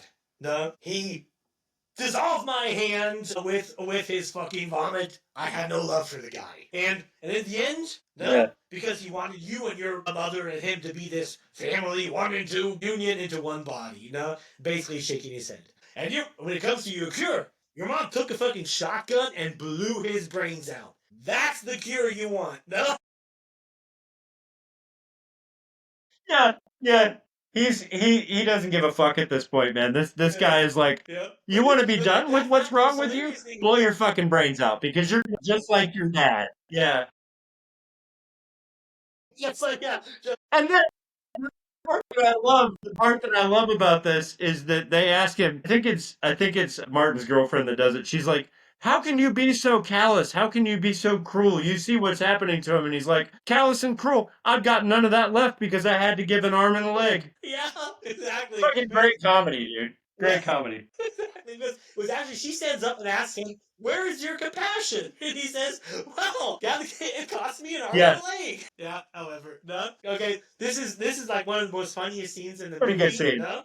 Yeah, and it's actually great that they actually brought this character back and got the same actor to play him. No, it's actually fabulous. No, however, then Martin gets up and says, "Yeah, you lost more than arm and leg," and wants to leave. No? Then John, makes the comment, "Hey, if there's a cure, it probably has something to do with those telepods." No? Oh, fuck, Aloy. One of my favorites is, whatever. Then Martin is like... Just let him climb up on your well, shoulder. There was one in the last podcast that just hung out on your shoulder for like 10 minutes. Let him up. However, Aloy, okay. Just put her up. Just show everybody what she looks like, because she's an adorable being. Yeah, okay, I'll show you. No, come on, Aloy. No, this one you haven't seen on camera yet. No, she's trying. Yeah, to she's got to get her screen time. Yeah, Aloy. No. Hello, Aloy. No? Yeah. Okay, come on. No. Okay, I got her out of the cupboard. No. Okay. Where was I? No. Yeah. Okay. However, so what he does is he says if there's a cure, it has something to do with those telepods. And then they leave. Exactly. Then Martin says, like, well, that's not going to work. Huh? And then just, oh, you're a fucking terrible liar. Huh? And then his girlfriend starts to say something to him. He's like, no, it's not going to work. No, let's just get out of here. No? And then Martin walks out of the room. And then, John looks at Martin's girlfriend and says, yeah, you should talk some sense into him. No? And they're going to be looking for your car. Here, take mine. And just throws his car key at them. No? Well, actually shows that he's... Yeah, what shows that he's not really that bad of a guy. No, he's not. He's not. Because he probably still has feelings for his mother. And that's probably where he's like, he at least tries to do something for them. No, what actually makes me still kind of like the guy. Because at this point, I would just consider him... He's a better person here than he was in the first movie. Let's say that at that point. Yes, he is. Definitely. Yeah. Then, Martin and his girlfriend are driving home. No? And she's having a discussion. Yeah, but... if you know what to do, you should do it or whatever. No? And he's like, no, I'm not going to do it. No, it's not an option or whatever. And she's like, why? And then he basically shortly snaps at her and says, like, because if I want to heal myself, somebody else is going to have to die. And that's where she, like, instantly, he's like, okay. No, because he just doesn't want to kill somebody else just to save himself. No? Okay, then they drive up to this motel. No? And she's checking in, and then you see, like, while she's checking in, there's this kind of scummy guy working there. You have, like, she sees in the news that it's being broadcasted that he kidnapped her or whatever and blah, blah, blah. However, she does the registration and gets the room key. When she goes out, Martin is just running. He's just panicking, and he's running somewhere. Almost gets hit by a truck, and then keeps on running. She follows him into this field or whatever. And of course, she actually eventually catches up to him, and he's just totally freaking out doesn't know what to do and is scared or whatever. She comforts him for some time, manages to get him to go back to the room, and then they basically just fall asleep. Then later on, you see like a fly lamp, and she wakes up. This is sometime later in the night. And this is like one of the best creature scenes in the movie because you see like now, she wakes up, and he's rambling some nonsensical shit, no? And then he's looking at her, just says to her, "You should go now." No, with this real, I love his voice in this scene because it's so awesome. Because you Yeah. literally see like, Well, it's such a different voice than he's had because the actor has a very high pitched voice for a big guy. Yeah. Like he's not necessarily a big guy, but he's tall. You know, he's a normal looking guy, and his voice I wouldn't say abnormally high, but it is higher than what you would expect. So when you see this scene and she looks over at him when he's sitting in that chair, obviously a little bit more transformed than he was. He says in a deep, grumbly voice, "You should just go. You should get out of here." It's it's a huge mindfuck because that's not his voice. Yeah. So it's creepy, yeah. Exactly. It is creepy. Well, you can always see at this point. You see like him kind of in the light, but you can see that he's spawning into some kind of cocoon. You can already see that at this Right. point. No. Yeah. And she's just like, "You have no idea you don't know what you're saying or whatever," and blah blah blah. And he's like, "I'm getting stronger and better. I was an open wound." And this is okay, like okay, this is where he's kind of starting to embrace it or whatever, no? But also he's just at this point. He's in the fly Yeah, he is. He's doing the same thing his dad did in the first film. Exactly, but He's doing the same thing his dad did in the first film, where he's like, "Oh, no, this is not a bad thing. I feel great. I feel better. I feel stronger." And you get the feeling that he's not only embracing it, he's getting into it. Like, he likes this shit. Yeah, he's getting into it. Yeah, exactly. Then this is like a scene where he pulls out his eye, his human eye, and you see like, "Oh, I see so much better now." Yeah.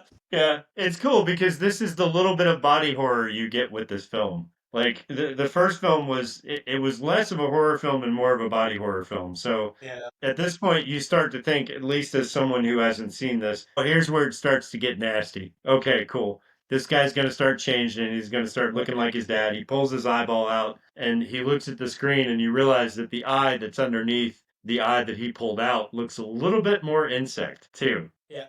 It's pretty cool. Exactly. Yeah. Yeah, however, then he says, like, "Hey, if you stay here longer, I'll show you a magic trick you never forget." And then she runs out the door. It's kind of fucked up, but yeah. It's fucked up, yeah. Yeah.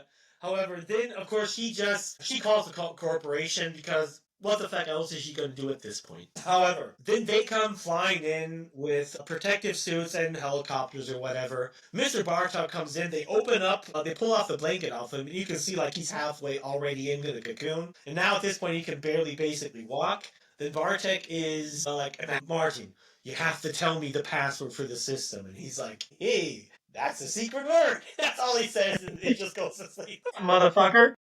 Yeah.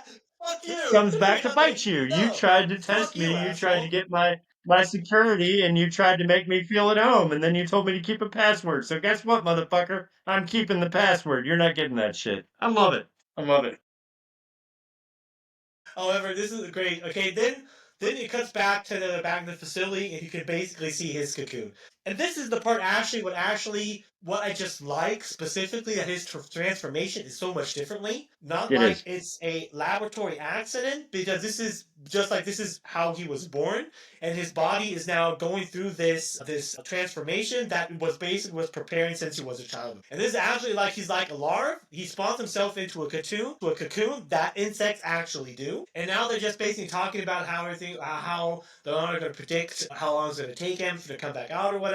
And then you can see like you kind of see like this head in this cocoon, that's basically him. And then Miss Bartok telling him some asshole shit. And then basically at the end of his speech is just like, "Welcome home, son." And you can see from inside the cocoon out of Martin's perspective or whatever, no? Everything happening. Then you see a scene back where they're kind of doing a decontamination thing with his girlfriend, no? And then security is just being a fucking asshole again, no? Then they bring up in the same room where the telepods is, they bring in Martin's girlfriend, no? And he's like, "Oh, I forgot her name, no?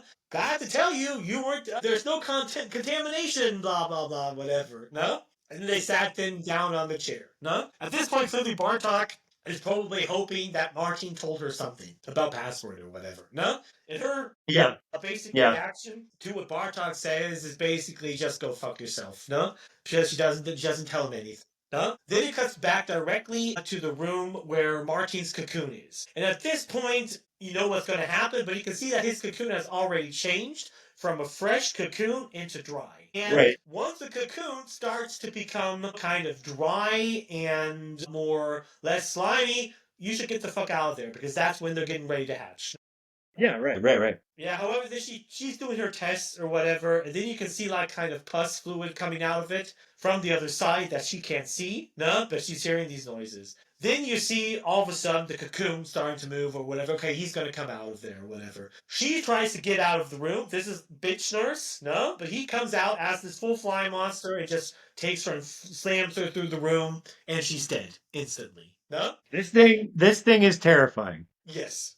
This thing is terrifying. Like it's at this point when this thing comes out of the cocoon that you realize that it is not going to go the way that it did in the first movie. This thing is a full-fledged monster. This is a fucking monster. This thing is horrifying looking. Like if you look at the fly in the first movie, you'd be like, "Oh, that's kind of gross. I don't want to be anywhere near that thing." This thing makes you want to run. It is terrifying. Yes. The effects on this creature are fantastic. It has teeth. It has a face with eyes that when it looks at you, you're terrified. Like, this is a great creature model. They did a brilliant job with this. And no one watching this movie saw this coming, which is why this is such a shock. I love it. Exactly, because that's like when you watched it the first time, you thought it was going to be similar to the first part. No, that he's not going to be very functional. No, but you still wasn't sure how shit was going to go down. But then he comes out of this cocoon, and you instantly heard this insect noises he's making. No, and then he basically just takes her and slams her halfway through the room, and you see him and like, God, fuck, this is like super fucking terrifying at this point. It's terrifying. Just like you said, he's not dysfunctional like his father. This is like, I don't know, just like you explained, huh? Super terrifying. Fully fledged, streamlined monster. So to quote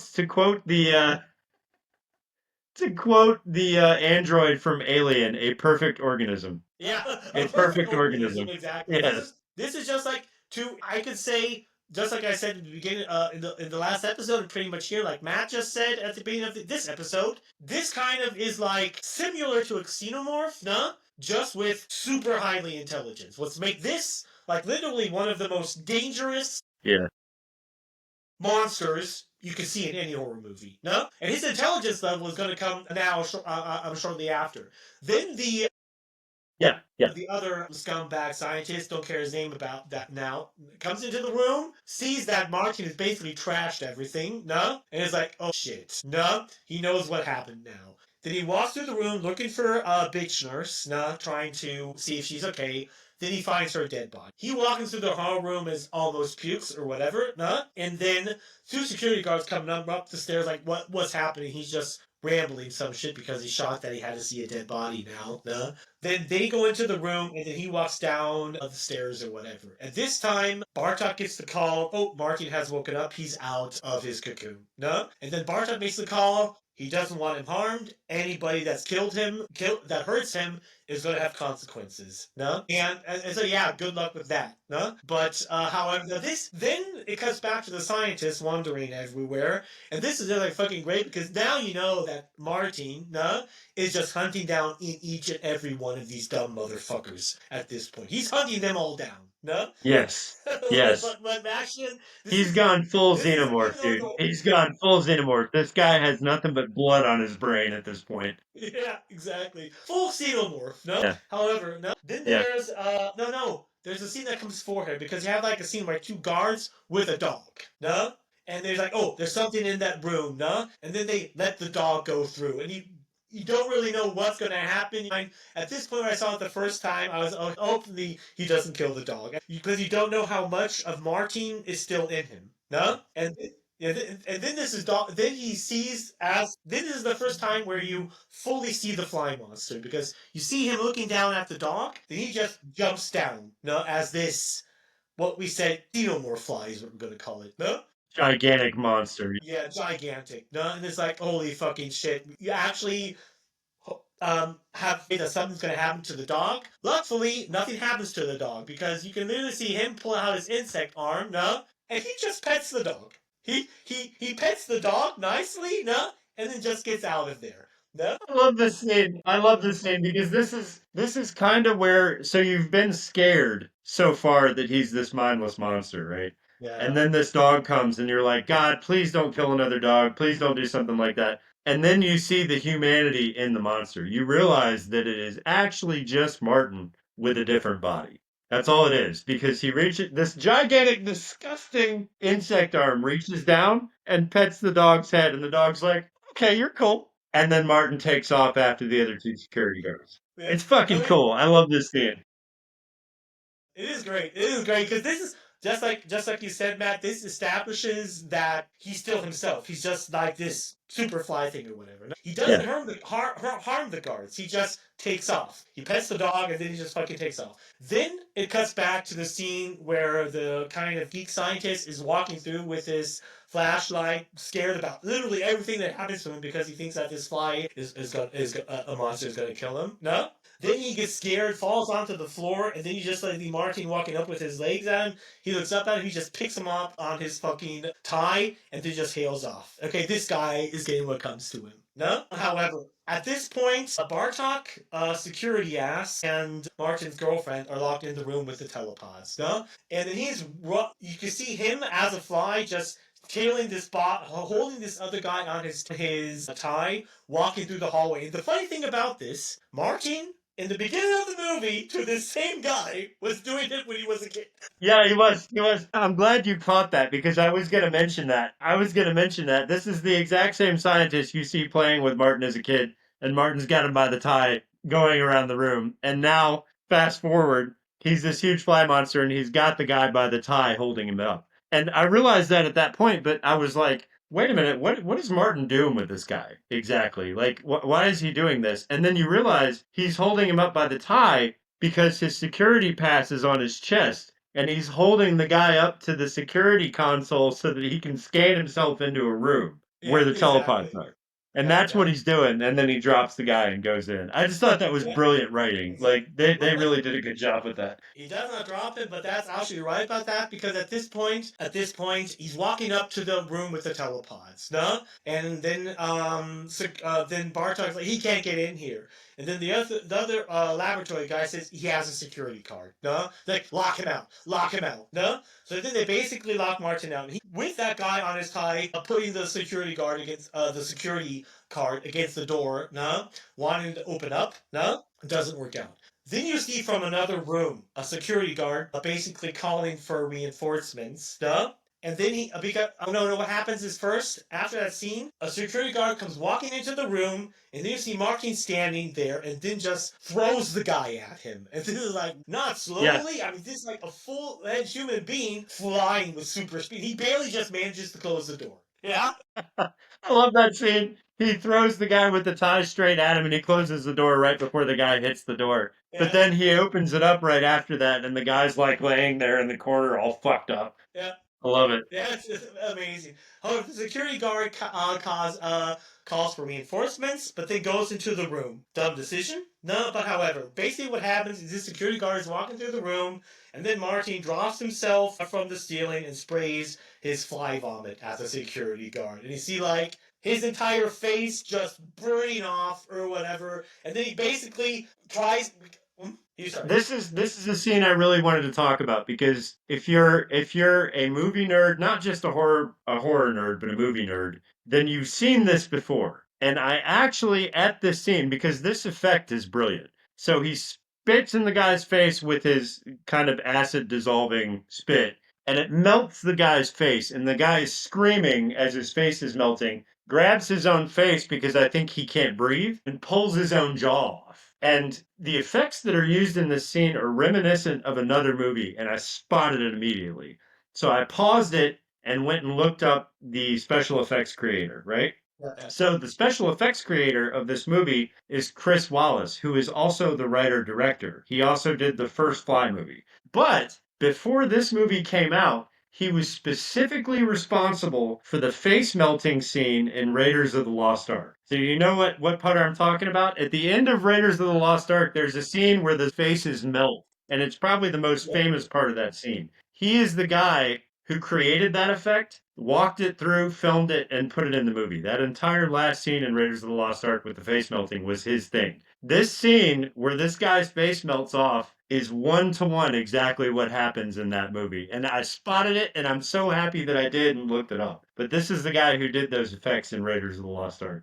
And this scene is disgusting. This scene in this movie is where you realize, okay, this is a full-fledged horror movie. This is not The Fly, like part one. This is a full-fledged gore fest. And that's exactly what you get from this point on. I love it. Yeah. Oh, the marking basically then just takes off, no? And then the other guards come in, no, trying to call an ambulance because, okay, this guy's probably not going to survive, but he's still alive because you can see him breathing. And he's breathing like the whole time. Yeah, It's exactly. disgusting. Yeah. And this is like actually what clearly shows you see how fucking highly intelligent Martin still is at this point because he goes into the airships and he was crawling through these airships as a kid, so he probably knows exactly where he has to go. And at this point, though, there's like those Bartok security ass are in there and like we don't have to worry, he can't get in here. And then the other the laboratory, but there's a door with manual override on the other side, no? And they'll go lock that up. Then they go basically to lock that up, no? But that's not Martin's way because Martin was now going through the airships because you know exactly how to get there, and you can see him Right. looking with this crawling through the air shafts. You can see him looking to what direction to go. No, it's like okay, he's gonna fuck them up now. No, and then shortly after that, you see him crawling through the ceiling down to the floor. And now he's in there with them. And like oh fucking shit, no. Yeah, he totally breaks through the glass on the ceiling. That's the thing. Like they at this point think they've got him completely locked off from getting to where they are, right? And the guy who's on the other line with Bartok is like, I'm looking right now. It looks like he's probably in the air shafts, and oh shit, the air shafts lead directly to that room. And Yeah, that's when they realize, oh fuck. And at that point, he breaks through the glass on the ceiling and lands in front of them. Fucking yeah. cool. Fucking Exactly. cool. They're like two security guards, and this is where shit goes down because you have like Martin, you know, hopping through the room like super fast or whatever, and then he's all of a sudden just instantly gone because he realizes they have guns and they want to shoot at him. So then you have like security ass and one of his guards trying to scattering and the laboratory guy. Then the laboratory guy, I'm not entirely remember how it happens, but he says he's underneath the elevator. No, then Martin shoves him underneath the elevator, and the elevator crashes the guy's head. No, and then Flat. And this is also another great gore scene, dude. Like this is great because it you think it's gonna just land on top of him and that's gonna be the end of it, but he accidentally gets his head on the outside of where the thing comes down. So when it comes down, it lands right on his head and there's blood and brains everywhere, just everywhere. And it's a really cool effect. It's a really cool effect. Like gore effects in this film are fantastic. yeah, then security ass no runs after Martin, shoots basically everywhere, but doesn't hit him. No, then walks up the stairs. No, and wants to get Martin. And Martin spits his acid on his hands. No, and then of course he screams or whatever. Then he runs back down to Bartek, and Bartek's like, "You can't harm him. Never harm him." And this security ass is like, "Fuck you," and just loads his weapon again. It doesn't say anything. But clear, go fuck yourself. Then he runs to the other side of the room, and then Martin lands behind him and picks him up on the neck, no? And is just holding him, and this is like great because he first breaks his neck, and then his back, and then his neck just pushes him over like, fuck you, boom, no? And then Barter Yeah, screams. he does a full Jason Voorhees on this guy. This is what Jason does in Jason Part 5. He takes Yeah. one of the fucking cops and gets him on the ground, breaks his neck, and then bends his back like a sandwich into his legs. So he basically folds the security guy in half and then throws him. I love it. Yeah, great. And great because specifically because this guy's such a fucking asshole. This is like the entire time now, I'll read even though that. he slaughtered all these people, you're just sitting there like, fuck yeah, Fuck kill yeah, him. Like, fuck yeah, yeah, yeah. Everybody in this film that dies right here, it's like a crowd pleaser for me. I'm just like, yes, another one. Fucking yes, kill them all. Just because of what they did to the dog. yeah, exactly. Then Bartok is like calling security guard's name. This thing that's like pretty fucking funny. Right when Bartok calls his name, you see him come flying through the room. And this is one huge fucking room. Asking ye shall receive. Yeah, it's just like Marty's like, okay, whatever, here he is. You want him? Whoom! No, I love this scene. It is great. No, however, then of course, then Bartok realizes what's going on. No, and they're like, okay, now Martin's gonna kill him. So he goes up to the security guard and takes out his weapon. The other laboratory guy was shot by security because he was panicking or whatever. I think I forgot to mention that. Then Martin lands behind him, just walking up towards Bartok. No. And Bartok says to Martin, I know you can understand me, and tries to talk Martin into basically not hurting him or whatever. Shortly, Martin's girlfriend tries to stop Bartok from getting the gun, but then he teases her, and she is passed out at this moment because he teased her. Yeah. Tased her, yeah. Then Martin just fuck it and starts walking towards Bartok, no? And then Bartok obviously shoots at him a few times, and then Martin falls over after Martin screams or whatever. But of course, Martin is literally just faking it. What comes out scene because Bartok walks up to him, starts talking. Well, I didn't want this to go down this way, and blah blah blah. And basically, like, he's won now or whatever. And then instantly, Martin wakes up and grabs his fucking hand. Brilliantly done. Tricked him brilliantly. No, then grabs him on the neck, and then turns around and holds him. And of course, he's like, what's going on? What's happening? Then you know, this guy is fucked now, because there's no fucking way he's getting out of Martin's grip or whatever, no? But then you have no idea. No. Like, at this point, you're still not entirely sure what's going to happen, no? Then Martin drags him back to the computer, no? And you can clearly see Martin activating the thing, using Bartok's hands, because he has no fingers anymore, to enter the commands into the computer. What is fucking brilliantly, you know, because then you can see on the computer where it says, it's gorgeous. I love this whole part. Exactly, because it's like, because this guy is going to die now, but now the way Martin is doing it, he's making him kill himself with his own hands, no? And exactly. Then you see like gene swapping program activated, and then Bartok realizes what Martin's going to do now, no? And you know, of course, he's going to do exactly the cure thing he planned, just with this motherfucker now, no? Right. Exactly. Because at this point, fuck ethics, fuck moral, no? Now these people are going down, no? So then it's just like, please enter the magic word. And this is like brilliantly the revelation, but actually just ties in what Love this scene. Love this scene. Yeah. This is what we said at the beginning of the episode, that Martin is going to remember what Bartok told him as a kid for his entire life. If Bartok would have not said this thing to him as a kid, this scene specifically would gone down differently for Bartok. Yeah.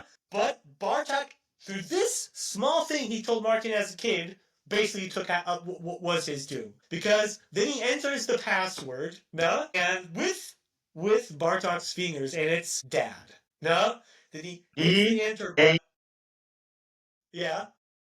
Dad. D-A-D. Then he enters the password and gene swapping program. Everything is going up, and Bart's like, holy fucking shit. No, but and he knows exactly what's about to happen. Is Martin holds Bartok's face in front of the computer so that he can realize what Martin is going to do to him. I love this scene. And then he's like, oh, fucking shit. Yep. It's completely sadistic. It's completely sadistic, and it's a fitting end to this guy. It really is. Like, not only did you just get shown that he's turning his childhood around on you and everything that you ever did to this kid to try to get him to trust you, his password was dad because he did trust you. And now he's going to use that password that you used to try to gain his trust to fucking destroy you. And he's going to use your body to make him better. And puts him in the fucking pod with him. Fucking love it. Yeah.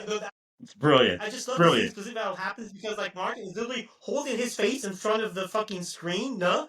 Then once he realizes it, no? You see Martin looking at him with his fly head and grabs him fucking back into his neck and then just goes straight into the fucking telepod, no?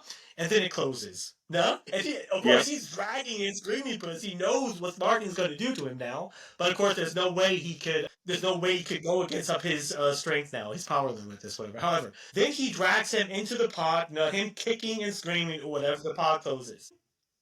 Martin's girlfriend wakes up and is staring at the computer screen. Initiate fusion process or whatever, and just hit the button. And then you can see like Martin basically making this sign, holding Mr. Bartek's fingers up and going down. Hit the Press button. the button. Press it. And she's Yeah. first not entirely sure what she could to do it or not because she's not sure what's going to happen. But however, then she hits the enter button, and then the teleportation thing goes down. At this point, the security guards manage to open up the doors, and they come in there with guns. So then the teleportation pod opens up, no? And you see like Bartok, that is now this super dysfunctional mutant thing, falls out. No? And everybody's shocking like, okay, what the fuck is gonna happen now? No? Martin's girlfriend recognizes that he's there. Now then she runs up to him, and you can basically see her pulling off all of the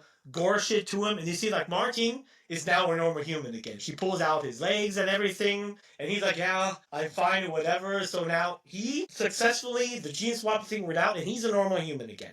No?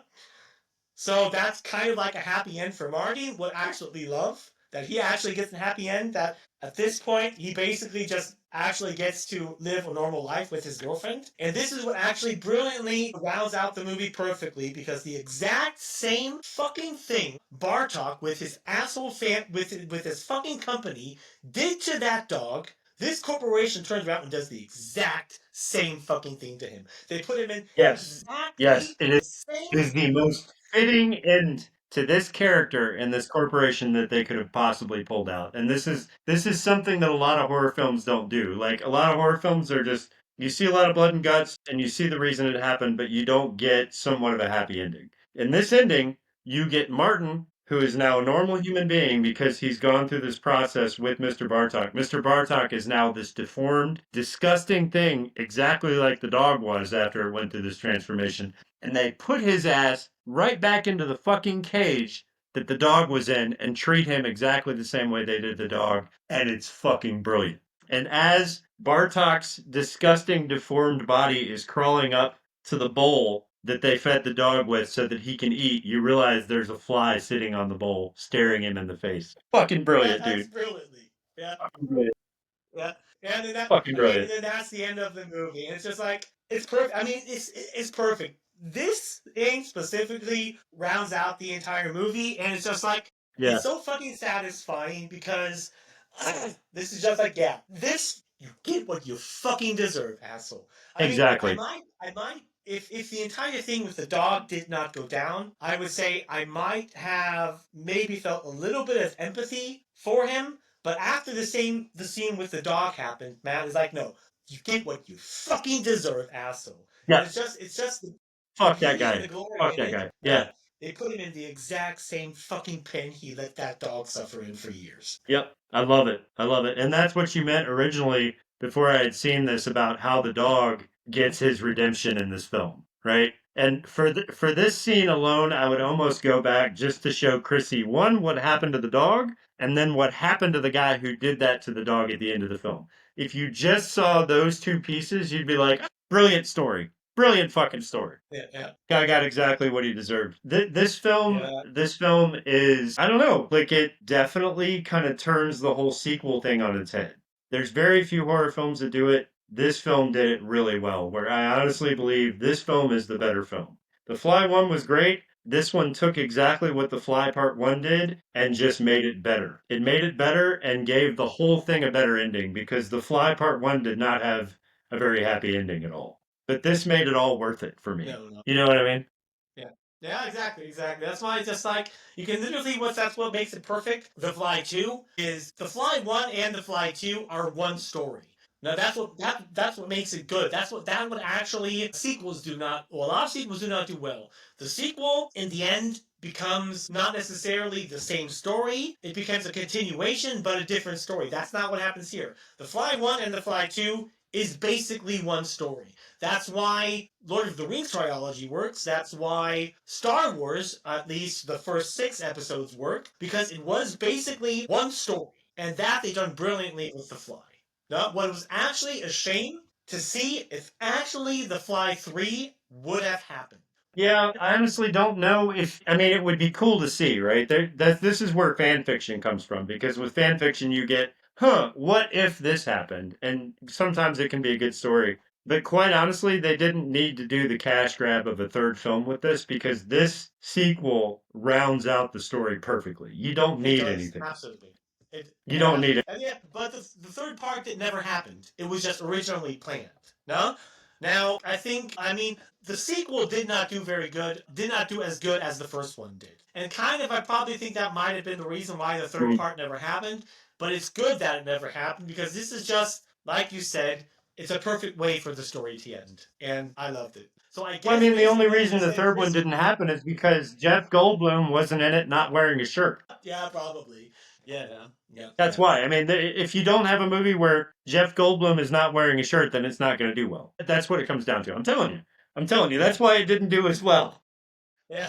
But in reality, I think this movie didn't do well, probably because it wasn't advertised enough, and probably because the first movie was very off-putting. So if you are not into body horror or that kind of movie, then if you saw the first one, you're thinking the second one is going to be along the same lines as that, which there was very little body horror in this and just a lot more straightforward horror. So if you missed this movie because you were turned off by the body horror in the first movie, then you totally missed out on a very classic, very well done horror film. Because this movie is great. It's great. There's not even anything I can make fun of in this movie. I know that this podcast, like one of the things that we do is we take horror movies and we make fun of the stupid things in them that make no sense. There's not one thing in this film that doesn't make any sense. It is from start to finish an excellent horror film. Period. Yeah. Period. And I'm really glad that I watched it because I had not watched it. So I'm learning shit from my own podcast. Pretty cool. Yeah. Anyway, you got anything else to say about this movie? No, actually, it's just like I would only repeat what I just said. It's one of my favorite movies of all time. And how should I say it? Just like the first movie, I would give it an 8 out of 10. Yeah, absolutely. And I have nothing negative to say about it. And still, till nowadays, I'm never really sure which one I like more, the first or the second part. And it's one of the very rare situations where a sequel can be just as good as the first part, and regarding a lot of things, even surpass it. Yeah. Yeah. For me, this does that. I mean, it depends on what type of horror films you like or what you like in a horror film. The first one for me was definitely a great movie. I didn't have anything bad to say about it. I love the acting. The story is one of a kind. This movie takes that story, continues it, adds more horror elements to it, which of course is near and dear to my heart. Put more horror in a film, I'm going to love it. And it's just a great film, dude. It's a fucking great film. Easily 8 out of 10. Easily. But anyway, have we decided since we've tackled The Fly, do we know what our next film is for next week? I have to look it up. What's our film for next week? No? Let's just Isn't it one that we have to go to the theaters to see? Oh, exactly right. Exactly. Exactly. No, because what a lot of people don't know, now it's coming next week, I think on the 15th of May. Final Destination 6. I'm not sure. A lot of things it was advertised as a remake. Now it's just Final Destination 6. So not entirely sure, but next week a new Final Destination movie is coming out. We're going to see it in the theaters, and next Sunday, just check in to see our episode on the new Final Destination movie. And what I forgot to mention, if you've made it this far into the episode, you're awesome. And don't forget to like and comment this episode on Spotify. If you're on YouTube, don't forget to hit like and subscribe to our channel and hit that bell button so you always get notifications when we upload a new video. Yep. Awesome. Yeah. So next week, Final Destination, me and you will work out where we're going to go see this movie and where we're going to meet up. And then we're going to spoil the shit out of it for anybody who has not had the chance to see it yet, which we haven't done that yet. So I'm excited about it. Yeah. So thanks for watching. And I'm Matt. Yeah, I'm Mike. And we'll see you guys next time. See you time next. The blackest dies. The darkest dies. Simply